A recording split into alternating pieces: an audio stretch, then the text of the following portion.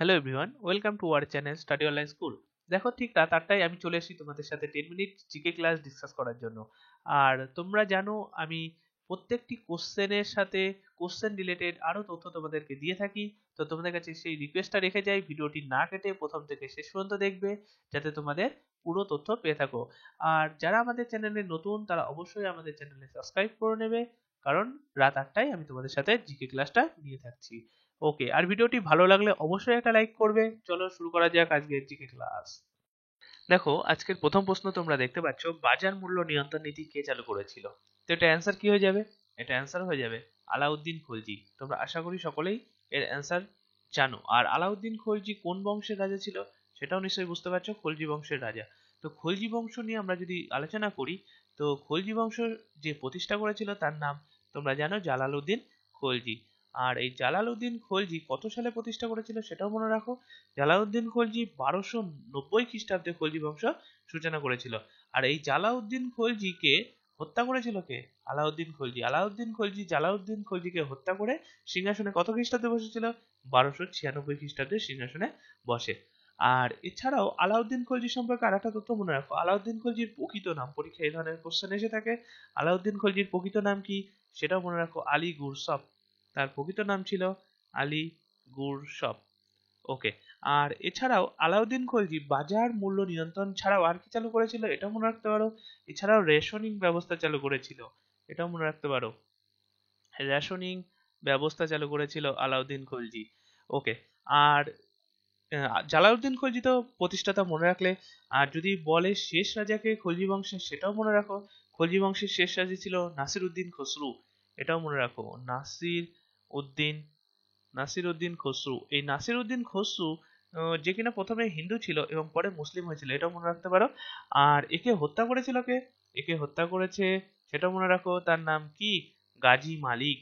তার নাম গাজী মালিক। আর এই গাজী মালিক কি করলো? গাজী মালিক নাসির উদ্দিন খসরুকে হত্যা করে তুগলক বংশ প্রতিষ্ঠা করেছিল। ওকে। আর এছাড়াও আলাউদ্দিন খলজি সম্পর্কে আর একটা তথ্য মনে রাখতে পারো, আলাউদ্দিন খলজির সেনাপতির নাম কি? এটাও পরীক্ষায় আসে অনেক সময়। আলাউদ্দিন খলজির সেনাপতির নাম মালিক কাফুর। তোমরা নিশ্চয়ই এটা জানো, মালিক কাফুর। ওকে। দেখো পরবর্তী কোশ্চেন কি আছে দেখতে পাচ্ছ, ভারতের সবচেয়ে বড় লবণাক্ত হ্রদ কি? দেখো ভারতের সবচেয়ে বড় লবণাক্ত হ্রদ, তার নাম কি? সাম্বার লেক। তার নাম সাম্বার লেক। ওকে। আর এই সাম্বার লেকটা কোথায় অবস্থিত সেটাও মনে রাখতে পারো, রাজস্থানে অবস্থিত।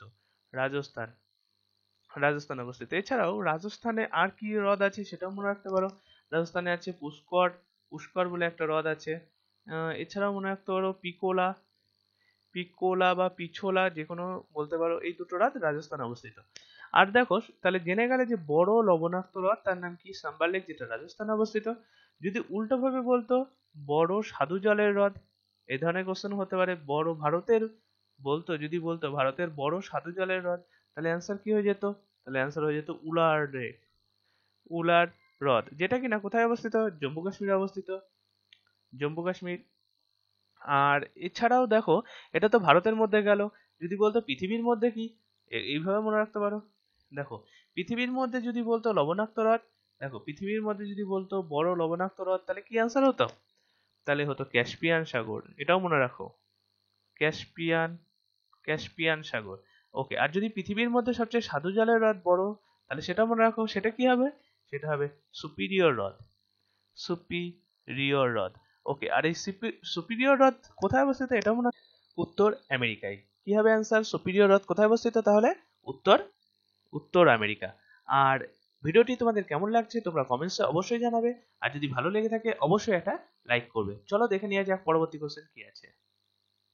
দেখো পরবর্তী কোশ্চেন তোমরা দেখতে পাচ্ছ, আদি গ্রন্থ কে রচনা করে? দেখো আদি গ্রন্থ রচনা করেছিল তার নাম গুরু অর্জুন, গুরু অর্জুন। আর এই গুরু অর্জুন যে কিনা শিখদের পঞ্চম গুরু ছিল। দেখো শিখদের পঞ্চম গুরু ছিল গুরু অর্জুন। আর এই টাইম পিরিয়ডটা মনে রাখো, টাইম পিরিয়ডটা 1563 থেকে 1606 গুরু অর্জুনের টাইম পিরিয়ড। আর গুরু অর্জুনকে কে হত্যা করেছিল? এই ধরনের পরীক্ষায় বহুবার প্রশ্ন এসছে। গুরু অর্জুনকে হত্যা করেছিল জাহাঙ্গীর। এটাও মনে রাখো, জাহাঙ্গীর গুরু অর্জুনকে হত্যা করেছিল। কত সালে হত্যা করেছিল? 1606 সালে হত্যা করেছিল। এছাড়াও আরেকটা গুরু আছে তোমরা জানো, তাকেও হত্যা করেছিল। তার নাম কি সেটাও মনে রাখো, গুরু তেগ বাহাদুর। সে কিনা নবম গুরু ছিল, তেগ বাহাদুর। একই সঙ্গে মনে রাখো তেগ বাহাদুর নবম গুরু, যাকে হত্যা করেছিল ঔরঙ্গজেব।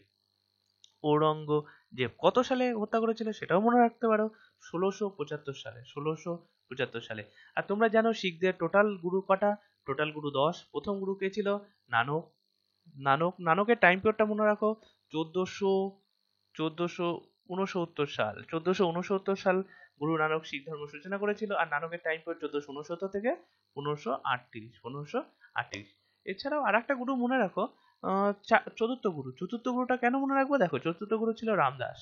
রামদাস এই সময় গোল্ডেন টেম্পল হয়েছিল। তোমরা জানো অমৃতসরের যে গোল্ডেন টেম্পল সেটা রামদাসের সময় হয়েছিল। ওকে। আর 10 নম্বর গুরুটা মনে রাখো, অনেক সময় দশম গুরুর নাম দিয়ে দেয় পরীক্ষায় দশম গুরুকে। তো দশম গুরু কি? গোবিন্দ সিং। দশম গুরু গোবিন্দ সিং, এটা ছিল শিখদের দশম গুরু, অর্থাৎ 10 নম্বর গুরু ছিল। দেখো পরের কোশ্চেন তোমরা দেখতে পাচ্ছ, ভারতরত্ন কত সাল থেকে দেওয়া হয়? তো ভারতরত্ন 1954 সাল থেকে দেওয়া হয়, তোমরা আশা করি সকলেই জানো। আর এটা মনে রাখো, একই সঙ্গে ভারতরত্ন একটা বছরে সর্বাধিক 3জনকেই দেওয়া যেতে পারে, তার বেশি দেওয়া যায় না। তো 1954 সালে 3জন পেয়েছিল। 1954 সালে প্রথম যে পেয়েছিল তার নাম সিভি রমন। তোমরা জানো এই সিভি রমন, যে কিনা 1930 সালে নোবেল প্রাইজ পেয়েছিল। একই সঙ্গে মনে রাখো 1930 সালে নোবেল প্রাইজ পেয়েছিল। আচ্ছা, আর সেকেন্ড কে পেয়েছিল? সেকেন্ড পেয়েছিল রাধাকৃষ্ণান। রাধা রাধাকৃষ্ণান। আর রাধাকৃষ্ণান সম্পর্কে তোমরা সকলেই জানো যে রাধাকৃষ্ণান প্রথম ভাইস প্রেসিডেন্ট ছিল এবং সেকেন্ড প্রেসিডেন্ট ছিল ভারতের। আর 3 নম্বর কে ছিল? 3 নম্বর মনে রাখো রাজা গোপালাচারী। রাজা গোপালাচারী। রাজা গোপালাচারী। ওকে। আর এছাড়াও মনে রাখো ভারতরত্ন যে ভারতের সর্বোচ্চ অসামরিক সম্মান বলা হয়, ভারতের আর যদি বলে ভারতরত্ন লাস্ট কে পেয়েছে, এটা মনে রাখো 2014 সালে লাস্ট দেওয়া হয়েছে। 2014 সালে কে পেয়েছে? 2014 সালে পেয়েছে অটল বিহারী বাজপেয়ী। আর একজনকে দেওয়া হয়েছে, তার নাম কি? তার নাম মদন মোহন মালব্য। এই দুটো নামও মনে রাখো, মদন মোহন মালব্য। আর তোমরা জানো রিসেন্টলি অটল বিহারী বাজপেয়ী মারা গেছে, সেই ডেটটাও মনে রাখো, পরীক্ষায় চলে আসতে পারে। 16ই আগস্ট 2018-তে অটল বিহারী বাজপেয়ী মারা গেছে। আর এছাড়াও ভারতরত্ন কি বললাম, সর্বোচ্চ অসামরিক সম্মান। যদি বলতো সর্বোচ্চ সামরিক সম্মান, সেটা মনে রাখতে পারো পরমবীর চক্র। ওকে।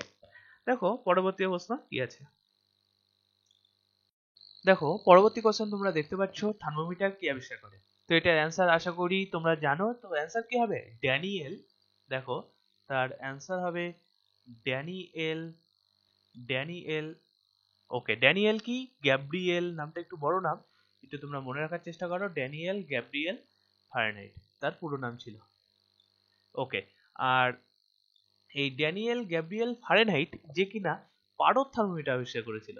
ওকে, এটা মনে রাখো, পারদ থার্মোমিটার। আর পারদের সঙ্গে তোমরা জানো Hg, পারমাণবিক সংখ্যা মনে রাখো 80। ওকে, আর পারদের আকরিকটাও একই সঙ্গে মনে রাখো সিনেবার। সিনেবার। আর তোমরা জানো ফারেনহাইট ফারেনহাইট কি কি পরিমাপ করে? উষ্ণতা পরিমাপ করে, এটাও তোমরা জানো। আর একই সঙ্গে মনে রাখো উষ্ণতার এককগুলো মনে রাখতে পারো। এসআই পদ্ধতিতে উষ্ণতার একক কি? কেলভিন। কেলভিন। ওকে। দেখো পরবর্তী কোশ্চেন তোমরা দেখতে পাচ্ছ, পেরিয়ার অভয়ারণ্য কোথায় অবস্থিত? তো এটার অ্যান্সার কি হয়ে যাবে? পেরিয়ার অভয়ারণ্য কেরালাতে অবস্থিত। কোথায় অবস্থিত? কেরালাতে অবস্থিত। ওকে। আর একই সঙ্গে মনে রাখো কেরালায় আরো দুটো ন্যাশনাল পার্ক আছে, অর্থাৎ অভয়ারণ্য আছে, সেগুলো মনে রাখো একই সঙ্গে। সেটা কি আছে? একটা আছে silent valley national park. Silent valley national park. Okay. আর 2 নম্বরটা মনে রাখো, 2 নম্বরটা আছে Eravikulam. Eravikulam national park. Eravikulam national park. Okay, এই দুটো ন্যাশনাল পার্ক আছে পেরিয়ার ন্যাশনাল পার্ক ছাড়াও। এই দুটো গুরুত্বপূর্ণ কেরালার ন্যাশনাল পার্ক। আর মনে রাখতে পারো কেরালার লংগেস্ট রিভার নাম কি? তার নাম পেরিয়ার। এটা মনে রাখতে পারো একই সঙ্গে, তার নাম পেরিয়ার। দেখো পেরিয়ার একটা ন্যাশনাল পার্কও আছে, আবার পেরিয়ার হলো কেরালার সবচেয়ে লম্বা নদী যদি বলে, সেটা হবে অ্যান্সার পেরিয়ার। আর এছাড়াও কেরালার স্টেট অ্যানিমেলটা মনে রাখতে পারো। কেরালার স্টেট অ্যানিমেল কি? State animal elephant. এটাও মনে রাখতে পারো, পরীক্ষায় এই ধরনের কোশ্চেনও এসে থাকে। ওকে, দেখো নেক্সট কোশ্চেন কি আছে। দেখো পরের কোশ্চেন তোমরা দেখতে পাচ্ছ, কত নম্বর ধারায় রাজ্যপালের কথা বলা আছে? দেখো প্রত্যেকটা ভিডিওর মধ্যে আমি তোমাদের সাথে ধারাগুলো আমি বর্ণনা করে থাকি, বলে থাকি। দেখো এখানে বলা আছে রাজ্যপালের কথা বলা আছে কত নম্বর ধারায়? তো এটা মনে রাখো 153 নম্বর ধারায়, 153 নং ধারাতে রাজ্যপালের কথা বলা আছে। আর রাজ্যপাল সংক্রান্ত সমস্ত ধারা কত থেকে কত পর্যন্ত সেটাও মনে রাখো, 153 থেকে 167 নং ধারাগুলো সমস্তটাই রাজ্যপাল সম্পর্কে বলা আছে। ওকে, আর এছাড়াও কিছু গুরুত্বপূর্ণ ধারা মনে রাখো, তার মধ্যে একটা মনে রাখো 163। এটা গুরুত্বপূর্ণ কেন? কারণ এই 163 ধারা অনুযায়ী রাজ্যপাল কোনো অপরাধীকে ক্ষমা প্রদান করতে পারে। তো ক্ষমা প্রদান করার ক্ষমতা যেটা রাজ্যপালের মধ্যে আছে সেটা 163 নং ধারা, এটা মনে রাখো। আর তোমরা তো জানো রাজ্যপাল হতে গেলে কমপক্ষে 35 বছর হতে হয়, এটা তোমরা জানো, আর মেয়াদ 5 বছরের জন্য হয়ে থাকে। আর পশ্চিমবঙ্গের প্রথম রাজ্যপাল এটাও মনে রাখতে পারো, প্রথম রাজ্যপালকে তার নাম রাজা গোপালাচারী, রাজা গোপালাচারী। আর তোমাদের গোপালাচারী, আর তোমাদেরকে আমি একটু আগেই বলেছি রাজা গোপালাচারী যাকে প্রথম অর্থাৎ 1954 সালে ভারতরত্ন দেওয়া হয়েছিল, 1954 সালে ভারতরত্ন দেওয়া হয়েছিল, এটাও মনে রাখো। ওকে, পরের কোশ্চেন তোমরা দেখতে পাচ্ছ, ভার্সাই চুক্তির মাধ্যমে কোন যুদ্ধ শেষ হয়? দেখো ভার্সাই চুক্তির মাধ্যমে অ্যান্সার কি হবে? প্রথম বিশ্বযুদ্ধ শেষ হয়, প্রথম বিশ্বযুদ্ধ। ওকে, আর তোমরা জানো প্রথম বিশ্বযুদ্ধ কত সালে থেকে কত সাল পর্যন্ত চলেছিল? এটাও গুরুত্বপূর্ণ। প্রথম বিশ্বযুদ্ধ চলেছিল 1914 সাল থেকে, এটা মনে রাখো, 1914 সালের 28শে জুলাই থেকে, 1914 সালের 28শে জুলাই থেকে চলেছিল কত সাল? 1918 সাল। 1918 সালের ডেটটাও মনে রাখো, 11ই নভেম্বর, 11ই নভেম্বর।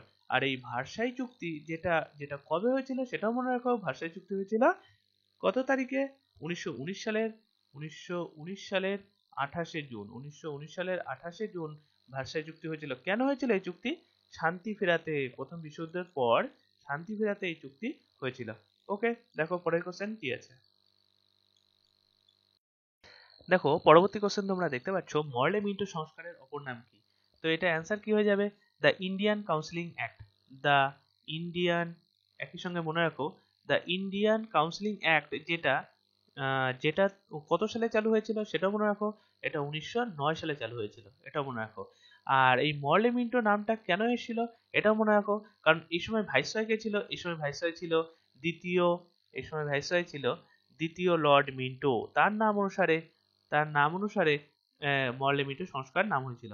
আর এই অ্যাক্টের মাধ্যমে, দ্য ইন্ডিয়ান কাউন্সিলিং অ্যাক্ট যেটা 1909 সালে চালু হয়েছিল, এই অ্যাক্টের মাধ্যমে কি বলা ছিল?